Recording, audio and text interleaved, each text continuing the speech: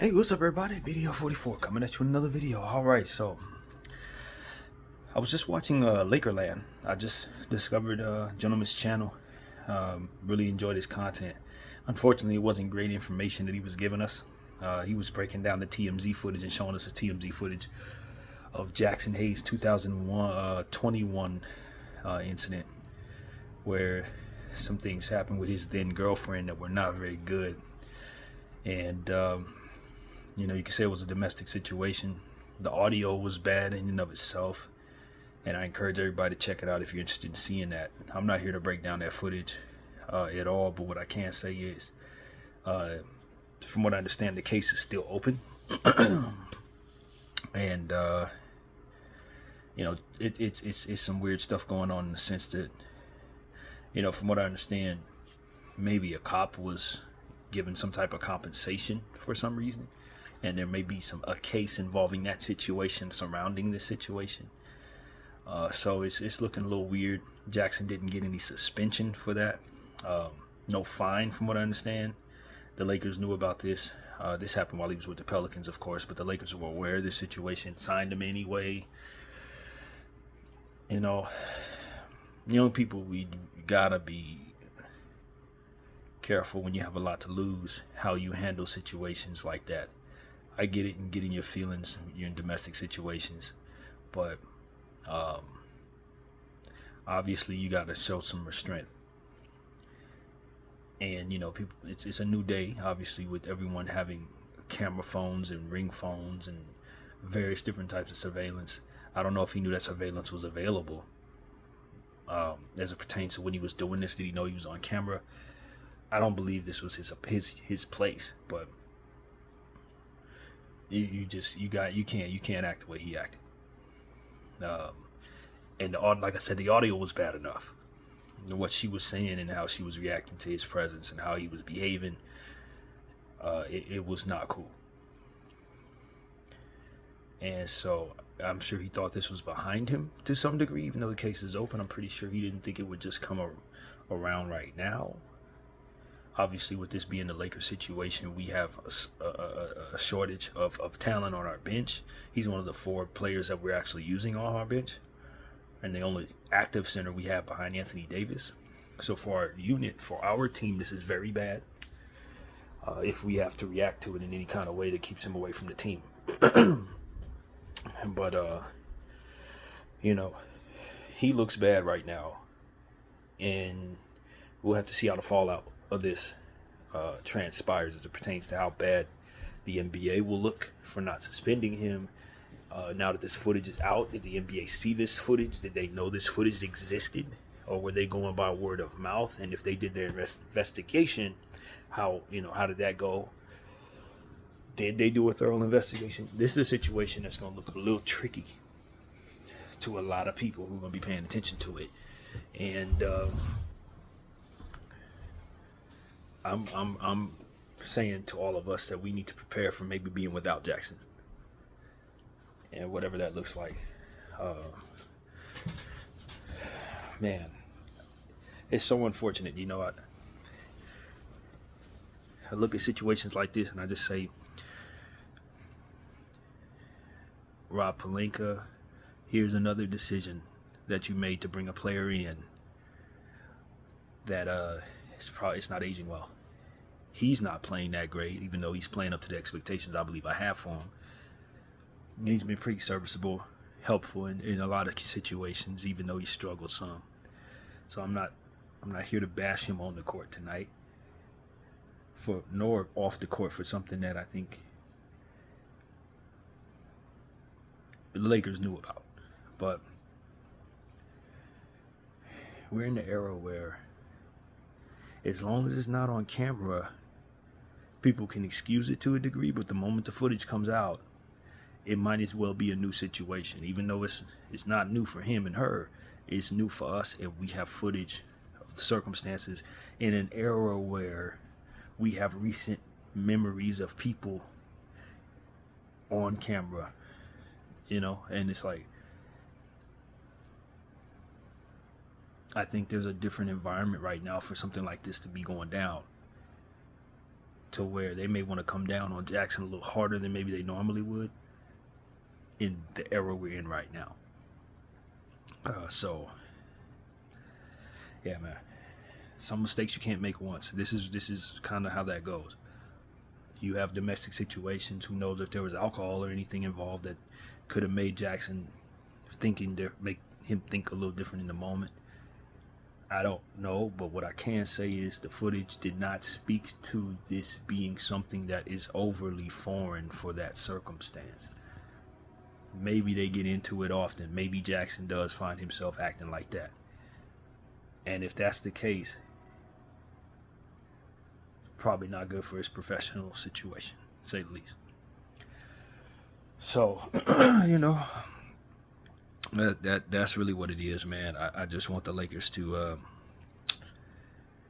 take a look at the situation and be prepared for whatever's next, man. Some things you can sweep under the rug. We've talked about some things that they did sweep under the rug, and so far so good. With other situations or other people part of the organization, not here to bring it up. We got away with it, more or less. But this one with footage, I don't think we can sweep this one under the rug. I don't think you can handle this without addressing it. And given the fact that TMZ is releasing this footage, it makes it beyond basketball. It's not just basketball audiences who are going to be reacting to this. And people are going to get to learn who Jaxson Hayes is by this footage for the first time. That's not good for him, obviously. And they're going to want to see the NBA come down on him, man. They're going to want to see the Lakers come down on him, I think. And like I said, they're going to want to know why he wasn't suspended, why there was no fine. I understand he'd have to do some community service, maybe some probation or something like that. But if there was some skullduggery going on with people getting paid off under the table and stuff like that, that makes this entirely more difficult to absorb and manage if you're the Lakers. And then people want to know if you knew about that. And so, the thing that bothers me is that I didn't know about this. I don't remember hearing about this. Now, maybe I did and I forgot about it. Maybe there was, a cliff notes when we signed him saying there was a domestic dispute in 2021. He's since been this, that, and the third. And the Lakers were cleared to sign him and chose to. They might have said something like this. So I'll just say I don't remember. But in listening to the content I just watched, he said it never came across his desk either. So if they did mention it in passing upon signing him, I'll just say I don't remember that. But if they didn't tell us this, that's probably not great. Because while it may not be our business if circumstances are handled legally, when it comes to domestic disputes and us signing players, I think it's something that the fans would probably rather not be caught off guard with in situations like this, where it comes out and now we have to make a decision on whether or not we want to root for the guy based on what it is his perception now is. Like I said, the footage is damaging. It could be triggering if you watch it, which is why I'm not really describing it here. What I saw there and what I heard could be very triggering for some. And so that's why I think Jaxson is going to probably hear some boos. We're still on the road. We got to play in Detroit. We got to play in Memphis. Before we go home, I would not be surprised if he gets booed. Yeah, so that's the reality of it, man. I think the Lakers have to really, in a kind of a joking way. I was just thinking that I was sitting here listening to the content. I was like, man, of course, without joking, pray for the victim or the lady who appears to be a victim in the footage. But pray for Rob Pelinka, because this is another one of them situations where, and I say that in joking manner, but like, you couldn't foreseen this being as bad as it is. But what you can say is we just waived Colin Castleton. We're waiting on an injured guy who was just 6 months ago thinking he was never going to play basketball again to play his position. You got Anthony Davis in place, who's been asking for a center for a long time. You got Jay Huff, who's also where Castleton is now in Memphis, had a big game tonight. And we've been talking a lot about how bad our bench is and how we squandered away talent and how we've made bad decisions that could have teetered either way. And then you look at this Jaxson Hayes situation arriving right now in the midst of all of that conversation. It's just another one of them things that Rob chose. It just ain't aging well. And another reason why I was a little frustrated I didn't know about this is because had I known about this, I probably would have said on this channel prior to signing Jaxson, I'd probably pass on signing Jaxson Hayes if I would have known about this.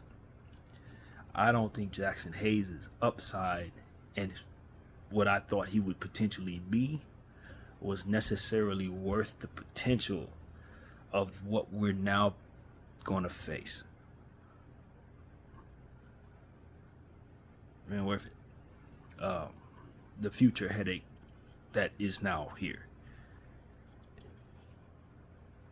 This is one of those situations where you look at Rob Pelinka and say, you really signed this guy knowing he had a domestic situation?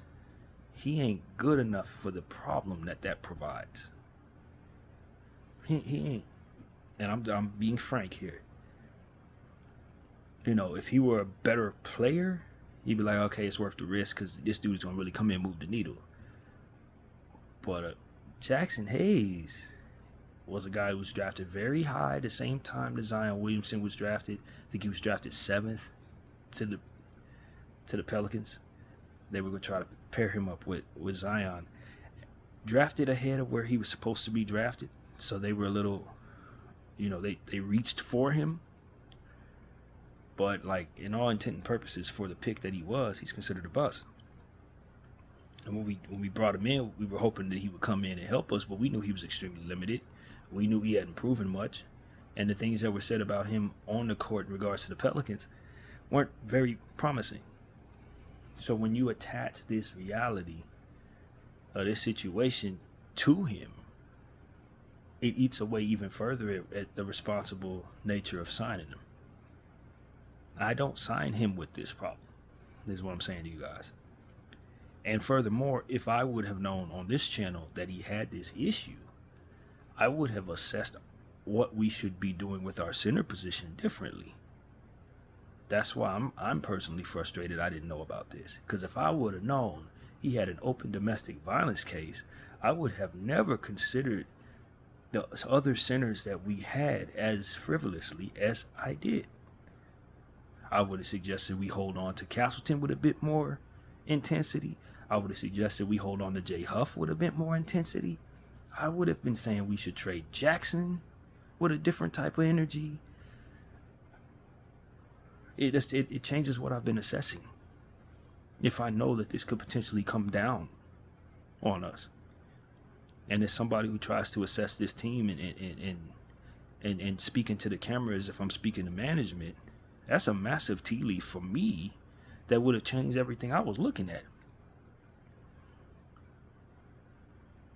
I don't know that I'm excited about bringing in Koloko if I knew Jaxson Hayes' situation was so sensitive.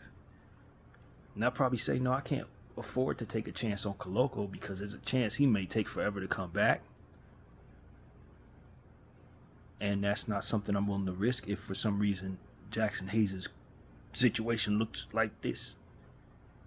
Open domestic violence case with some footage attached to it. If I know that, I'm telling y'all we got to hold on to Castleton. I'm telling y'all we need to work harder at getting a center. I'm telling y'all that, you know, it's a different assessment of so many different things. Christian Wood needs to probably be traded for a more secure center because we can't afford to wait on him with the knee based on the shallowness of our center position. It changes things.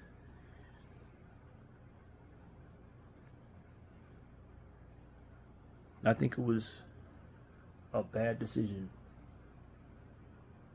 It was a bad decision signing Jaxson Hayes, man. I really do. Based on these circumstances and based on how it's played out. No one could necessarily foresee it getting this bad, But if the case was open and y'all knew there was footage and y'all saw this footage and you knew it hadn't gotten out, then you had to assume it was going to get out potentially someday. The possibility of it getting out has to be in your mind. It has to be. When you know that footage ain't been released to the public. Someday that bomb could potentially drop. So I have to assume you didn't know the footage was out there. I would hope you didn't see the footage, knowing that this was being hidden from us, knowing that it could be dropped any day, doing all this stuff with the center position. You see what I'm saying? It's just decisions. Decisions, people. What are we choosing to do? This is the conversation that's been on this channel in regards to this team for the last 4 days. This is pretty much all we've been talking about. It's stuff that we chose, things that we looked at and said, we could either get this or that, and went with a certain thing, and that thing not being right for our franchise. It's been way too many of those, and this is absolutely one of them.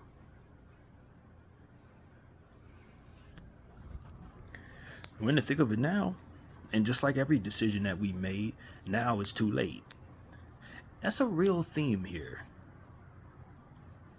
We made mistakes. We can't do nothing about them now. We just got to live with them. How many different mistakes did we make that we can't fix? That's what I want to ask the Lake organization as we sit here with this Jaxon Hayes thing. How many mistakes have we made that we haven't been able to do anything about after the fact? I think it's time to start making decisions with the intention of that not being what is possible anymore, Laker Nation. You got to have an out. You got to have an out.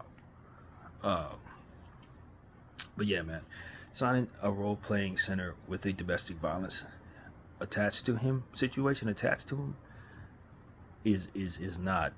That's not something I would have suggested we do. There are other centers. There are a lot of other centers, and some of them we had on our rotation. Jay Huff should have been kept. He should have been kept. I understood he couldn't trek out to the 3-point line all that great. You know, he couldn't guard the perimeter, quote unquote.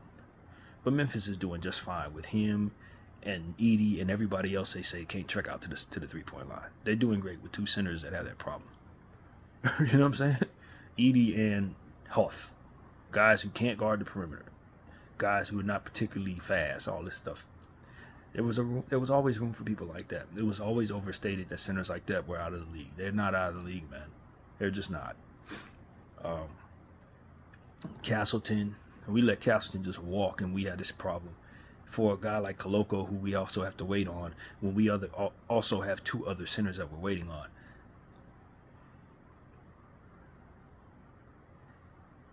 In hindsight, that should have been something I probably said no on. I'm learning in real time for myself in regards to stuff that I'm going to want us to do or not do going forward. I'm probably not signing up for Koloko under these circumstances now. I'm glad he's here. He's been cleared. Cool. But the sensitivity of our center position, coupled with just the injury issues that we have, already existing injury issues that we have, I can't see myself signing off on letting two healthy players go to bring in somebody who just a couple months ago thought he was never going to play again. That is a decision that I think is a bad one now that I'm really assessing everything we have. We let Castleton go. We let Blake Henson go. So that we can bring in a guy who just now has been cleared. So meaning we brought him in before he got cleared. And we thought he would be a solution to a problem that we have in regards to unreliable bodies. You feel me? Like when you really look at it, it's a really weird thing for a team with our problems to actually do. And when you think of Koloko, you think he's going to project to be just a little bit better than Jaxon Hayes, or pretty much Jaxon Hayes.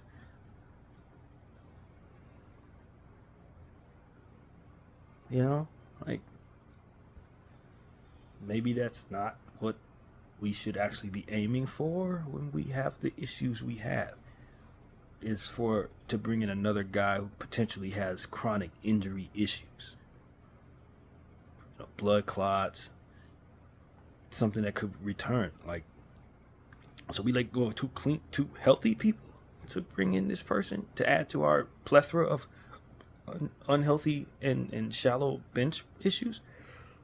Excuse me, I just don't think that looks that great tonight as I'm assessing. That don't look good, especially since he hasn't been cleared yet, or that he has been cleared but now has to work his way back into shape. If he gets on the court, looks great, stays healthy for the rest of the season, then it teeters in the right direction. Cool. That's what we need, things to start teetering in the right direction. But most of the decisions we make tend to teeter the wrong way, which is why we're in this position right now.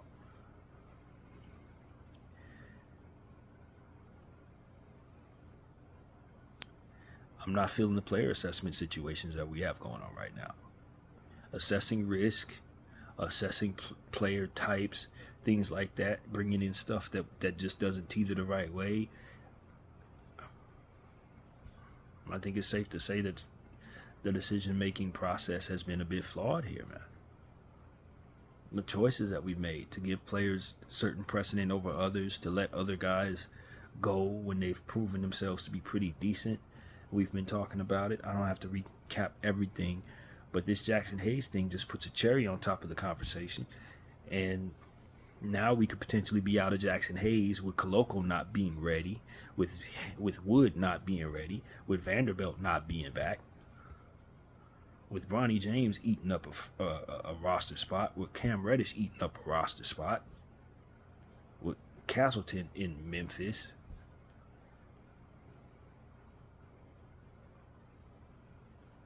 You know what I'm saying, Lakers? I mean, God, come on, man. When you look at all this, it's hard to continue to want to let the same people make decisions going forward. It's really hard, man. I'm not going to lie to you guys. I don't know. I'm a little disappointed in myself for not kind of seeing things the way I'm seeing them now, because a lot of this stuff was foreseeable and I missed it too. I'm just going to be honest with you. I missed a lot of stuff here. I think some of the decisions that have been made, I probably co-signed. So I'm not sitting here saying that I've been right all the time about all of this. I ain't been right about some stuff here, for sure. But I definitely would not have signed off on Jaxson Hayes knowing that this was the dynamic going on off the court. If I would have known this was happening, I would have said, now leave his butt on the waiver wire and find another center. And make damn sure that you invest in the centers that we have in our farm system with the intention of calling them up to the big team. That's how I would have handled this. There's no way. Jaxson Hayes. And the sad thing is, if I'm being real with everybody in regards to Jaxson, I don't actually think he's better than Jay Huff. I don't think he's actually better than Colin Castleton. I think he probably helps us in some areas that those guys don't, which makes him very valuable, which is athleticism and being able to jump out the gym and stuff like that. I think he has some things they don't have. But in terms of intangibles, I actually think they're a bit more well-rounded of players than he is. I just felt like for our roster, maybe you want a lob threat. Jaxson has some good things to him, but for the trouble that comes with a domestic violence situation, there's no way in hell I'm going to know all of what there is to see there and be leaning into Jaxson staying with the roster and letting other players go who don't have those problems. That is absolutely not how I would assess this, if with all the information that we have right here. And I don't know why Rob chose Jaxson over those other guys based on the fullness of this information. I don't know why he did that, man. I really don't. And so that's what it is, man. That's what it is. And then there was another thing I want to talk about while I have you here. Salute the Kobe Minute. This has nothing to do with the Lakers, so we can finally get off of our team. But the Joel Embiid situation, I guess he got into it with one of the press individuals that came into the locker room today. Joel has yet to be cleared from his injury, so I think he was in street clothes at the time. I guess this person wrote something. I did read what it was, but I'm paraphrasing when I say that he was essentially citing the fact that Joel often refers to his son and his brother, who both, he named his son after his brother, who passed away some years ago. And I don't know how he was trying, the press dude was trying to correlate Joel not playing and missing back-to-backs to his brother's untimely passing. I didn't see the full excerpt, so I don't want to assume, but he cited it. That reality for Joel. And Joel was essentially saying, more or less, his gripe was, you can say whatever you want about me on the basketball court, but do not bring my family into this conversation. You're crossing the line. I watched a podcast, a little short 10-minute excerpt from a podcast in Philadelphia, and essentially it was one of the guys who were in the locker room there recounting what he saw. And that's kind of what he was saying that Joel's point of view was. But allegedly Joel put his hand on this dude. Now, it was first understood it was a punch. Then they recounted that situation, said it was a shove. Whatever the case may be, Joel put his hand on this dude.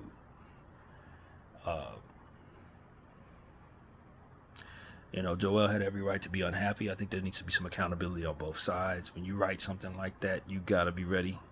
You're going to go in that locker room bold, knowing that you wrote something like that, knowing that you didn't have the most positive things to say about Joel, and you citing his brother's, passing. I don't know that you expect Joel to do this, but it's mighty bold of you to go up in there and try to sit in that damn locker room after doing that. A lot of people think that's like the right way to handle situations like that. I said something about the man, now let me go face him. But there comes a time where you have to know that you've crossed the line. And if you don't know that you've crossed the line, or you did, then you're just provoking somebody to do something like this. I don't know who this individual was who wrote this stuff, so I don't assume to know his character. But sometimes people do things to provoke people. And if I'm going to write something about you that could potentially make you angry, and then I'm going to show up at your place of work, like everything's fine, then somewhere in the back of my mind I have to know that it could be something that's provoking you to whatever transpires there. And so we need, if we're going to assess how wrong Joel may or may not have been, I'm definitely going to assess how wrong the press dude was for showing his butt up after writing something like that. Probably should have stayed out the locker room. And that's my point on that. But Joel needs to keep his hands to himself. It's not cool. And you're a big man, 7 foot tall, 280 something pounds, bro. You can't put your hands on people. Same thing I say about Jaxon Hayes. You're 7 feet tall, bro. What are you doing? Any man and getting into it with a woman is gonna be looked at crazy. But the fact that you're 7 feet tall, that makes it a lot worse. Obviously, it makes it a lot worse. So both of them, they need to reel it in. If somebody says something about you in the streets, we may nod and say, yeah, you could whoop that person behind, but in the reality, in the court of law, no, you have no right to put your hands on nobody because of words. You don't. Now, if you reserve your right to break that right, then you have to deal with the consequences. But understanding and doing that, it can compound to be a lot worse than what was said. So that's the reality of it. Joel Embiid, wanting to make it clear that this is a line you don't cross. You can do that without putting your hands on somebody. You can do that without crossing the line yourself. You really can. So Joel got to grow up, man. That's the reality of it. They have to grow up, bro. We got to grow up. Ain't no way around it. That's grow up time. That's childish. You're a professional making hundreds of millions of dollars. One of the franchise leader on your team. Your team has been missing you. It's a lot of conversations. They are investigating you right now for missing games. They're investigating your team right now for allowing you to do so. And this is the time you want to make this stance in this fashion? Nah, that's childish, bro. You got to grow up. You have to grow up. And people can provoke you when you're immature like that. So all the more reason why it's time to start thinking about some changes in your life, Joel. Really. Because if you handle that better, you don't trick yourself out of any of your responsibilities to the franchise, to whatever's ahead, further eating away at the investigation and allowing for them to continue to look at you in a certain way and your franchise in a certain way. Sometimes it's just best to take the high road for the betterment of all the things that you're responsible for. This ain't the streets. You got to find another way to to get your point across. And grown men do. You find another way. That's what it comes down to.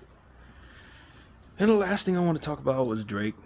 At the Toronto game, he essentially was saying that, first of all, they have footage going around of him allegedly mad dogging DeMar DeRozan and blowing a kiss at him, and just, I understand Drake has been through a lot. This song that Kendrick dropped, or those fleet of songs that Kendrick dropped, really hurt his name and probably hurt his feelings and hurt everything else around him. Put his guys in a bad light. Put a lot of pressure on Drake to respond. Tried to out some of his personal stuff that may or may not be true. Drake has been going through hell because of this. And DeMar DeRozan was somebody who played for the Toronto Raptors, who probably was one of Drake's, buddies. And so for DeMar DeRozan to take the position he did, it probably really bothered Drake in a real way.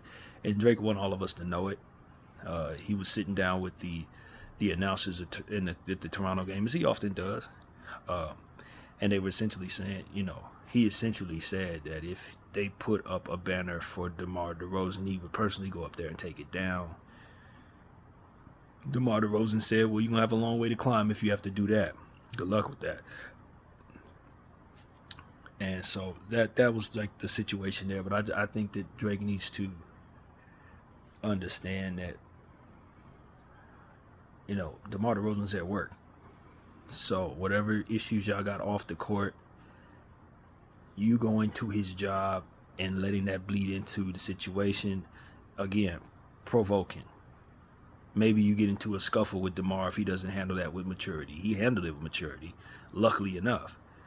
But there are guys in this league that would have confronted Drake right there, and Drake would have been the one provoking the situation. It's a bad thing. It's a bad look for Drake. It's a bad look for DeMar in a way. I understand why DeMar did it. Being from Los Angeles, I know exactly how the politics work here. So it was not surprising that he sided with Compton. And Drake needs to know that. That's how that's going to go 100% of the time. 100% of the time, But just keeping it strictly basketball, DeMar DeRozan deserves to have his jersey put up in Toronto.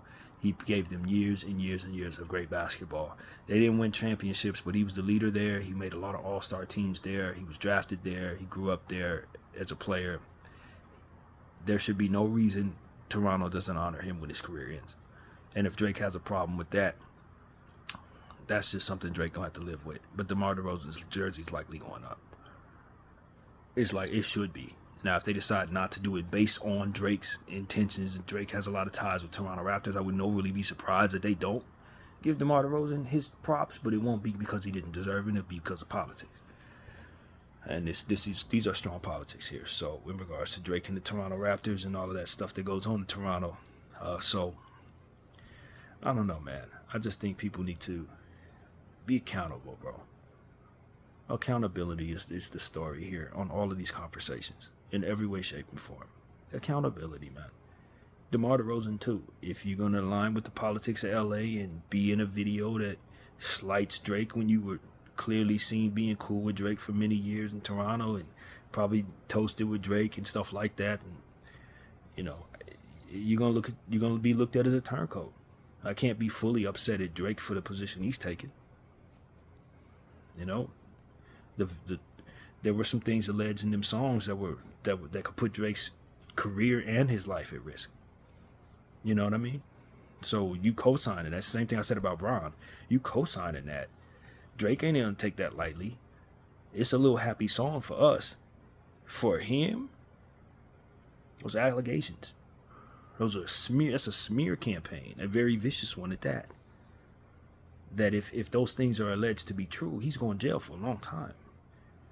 That's why I thought that song, like, as much as I enjoyed the song, I wasn't lost on the how serious those allegations that Kendrick is alleging actually are, and how damaging that smear campaign is toward that man. You know what I mean? It's really damaging. And that's what I say, just to bring it out of basketball a little further. When you make a song like that, and you point it at a certain guy, now it's not just between you and him. Now everybody has to pick a side, and as they do, you create the environment of little wars all over the place. Now, DeMar DeRozan and Drake got problems. Now, LeBron and Drake probably not on the same page. Like, it's a lot of stuff that transpires from going at somebody in the public eye. So, it's a tough situation when you consider all of the things involved in this. So, I don't know, man. Accountability, decision making, maturity, choices, restraint. That's the theme of the night here. People gotta make good decisions, especially when it's involving your professionalism. You know what I mean? And your public reputation. You gotta make good decisions. If it's a domestic situation, have some restraint. Be aware that there could be some cameras. Be aware that cameras might have some audio capabilities attached to it. You can't just do whatever you want to do in 2024. Somebody's listening, somebody's paying attention, somebody could be watching, and it may come back and knock on your door later on. You know what I mean? That's what I'm learning here. So, prayers out to everybody involved in all of these situations. Condolences to victims and the lost, as we refer to a lot here. But, I think people at this point need to look at all the stuff that's out there for us to see and learn how to make good decisions for your circumstances and the seat that you're in. Foresee certain things and weigh them properly. Whatever the case may be. There's so much that ties in together to just decision making. And so that's what I'll leave you all with, man. I'm going to call it a night. I just wanted to bump my gums about all these different things. And, I have some learning to do here. There are definitely some things within all these situations that allow me the understanding that I have some growing to do in how I assess things and handle things myself. So accountability on myself in regards to co-signing certain decisions and now seeing them not play out right. If I'm going to be an advisor to the team, I definitely have to learn from the things that I co-signed that didn't work out for the team. As a Laker fan. So that's a real thing for me over these last couple of days too, as I assess all the stuff that we are not pleased with. So that's pretty much what I got to say, man. My name is BDF44. I thank you all for watching. Out.